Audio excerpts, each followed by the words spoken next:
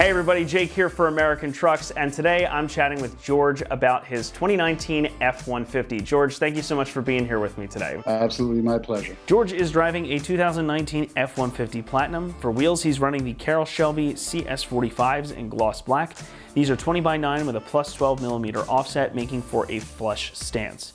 For tires, he's running the Canati KU254 Trailhawk AT4s. These are 305 55 R20s, equating to about a 33x12 inch tire. And then for suspension, he's got the Rough Country 2-inch leveling lift kit with the lifted N3 struts and N3 rear shocks. Can you tell me a little bit about what your goal was with it when you started modifying it? Seems like everywhere I go, I think most trucks I see have some customization than don't. And I really was liking the look of the ones with off-road style tires, a little bit of a lift, and said that's what I want. I didn't want to go too crazy and like 6-8 inches in the air, and so that was what I wanted, something not too crazy with wheels sticking out a foot from the side of the truck and relatively close to stock ride. So again, diving into the wheels here, you're running the Carroll Shelby wheels CS45s in gloss black.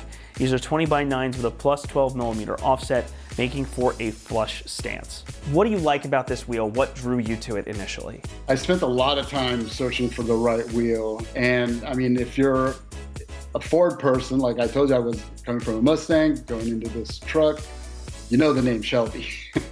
So that caught my eye immediately. And then when I looked at them more closely, I'm like, wow, these are beautiful, all black. I didn't want a lot of like the silver fake studs around the edges or anything like that. So the look was just right. The name was just right. It checked all the boxes. When you said these matched what you were looking for, did you set out to get something that was kind of clean with the thinner spokes in black? Were you considering, were you considering something chrome or bronze or a different color like that? No, it was always black. I always wanted them black. I had a few different styles of wheels on my list. They didn't all have that similar look to them, but they were all just about all black. So again, this is pretty much a flush stand. So that's what we would call it on our website. It sticks out maybe a little bit, but you're pretty close to the edges of the fenders there with what you've got. So any reason that you stuck with this as opposed to going with something more on the aggressive side? Like I said, I did want some poke, but I didn't want extreme aggressive stance with tires way out. But maybe I just prefer, it is a Platinum, so I didn't want to go too crazy with it. I wanted to still stay within a little bit of that little bit of aggressiveness to it. Let's jump over and talk about the tires a little bit. So again, for tires, you're running the Canati KU254 Trailhogs. These are 305 55 R20s, also known as 33x12s. So this is a bit of an increase over stock from your truck. What made you choose that type of size? Were you looking to go up a little bit in sizing when you made this choice? I did want to go up just a little bit. I didn't want to have to do any cutting in the wheel well or anything like that. So I wanted something that would just fit. And these accomplish that. They get relatively close to the inside of the wheel well when you turn it all the way, but I've got decent clearance with them. These are an all-terrain. That's how they're branded from the manufacturer. But they've got a pretty aggressive tread, and the manufacturer also calls out a 3-ply sidewall. So it seems like they would be kind of stiff on the street. So how do they drive? They drive fine. There is a little bit of road noise, but really not much. I've got the windows up, the AC and stereo going. You don't hear it. I might say that I feel a little bit of vibration as I'm driving the road, so not quite as smooth as the stock tires, but nothing that I really worry about. I've gone on a few, 200-mile plus road trips, and it never bothered me. How would you compare these to the stock setup as far as the driving experience, handling, things like that? I mean, I would say if anything, it's improved it. Like if I'm going through a turn from a red light and I need to go fairly quickly, I feel like it is maybe a tad bit more stable through the turn than earlier because it's a wider tire and it sticks out a little more. Since you did upsize the wheels and tires, did you notice any error with your speedometer or odometer? I believe it is reading about 2 miles per hour slower than it's actually going.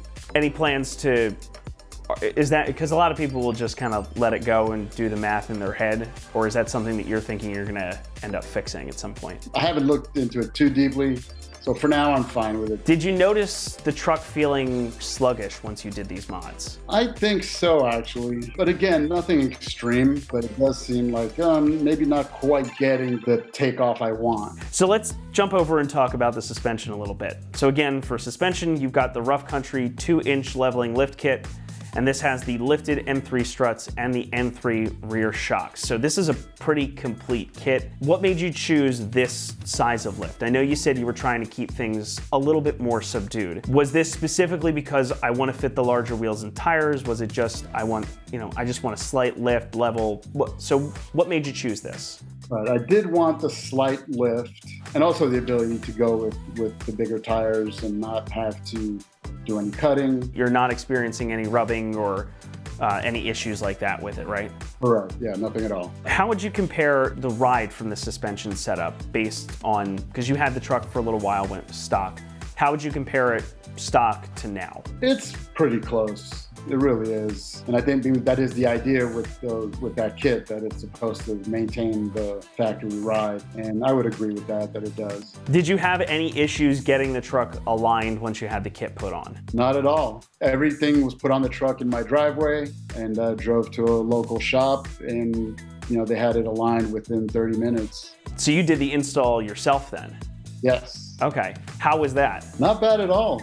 I've done a couple other of my older cars, so I've got a little bit of experience doing it. You did the lift kit yourself. Did you do the wheels and tires first? Did you do the lift kit first, or was it all at the same time? All at the same time. Okay. I think I got the suspension first, sat in my garage, and I waited for the wheels and the tires, got them all mounted and balanced from you guys, and that was perfect. Overall, are you pleased with the way the truck looks and drives and all of that? I really am. I'm fortunate I have a window in my office at work and gives out to the parking lot. I find myself constantly looking out there still. Knowing what you know now, having lived with it for a while, is there anything you would do differently? I might have gone with maybe a 3-inch lift or even maybe a 4, and still don't know if I would go with 35s. I still feel they might be too big for what I'm going for. What do you plan to do next, if anything? I'm thinking a throttle controller, which is something I've only recently become aware of,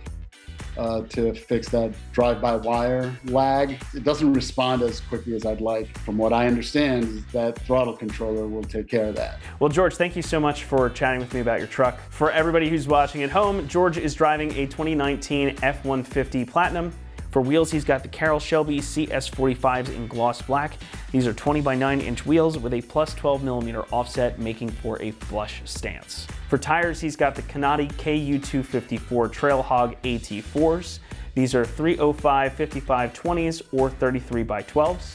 And for suspension, he's running the Rough Country 2-inch leveling lift kit with the lifted N3 struts and N3 rear shocks. So George, thank you again for being here with me today. And thank you all for watching. And remember, for all things F-150, be sure to stick with us right here at AmericanTrucks.com.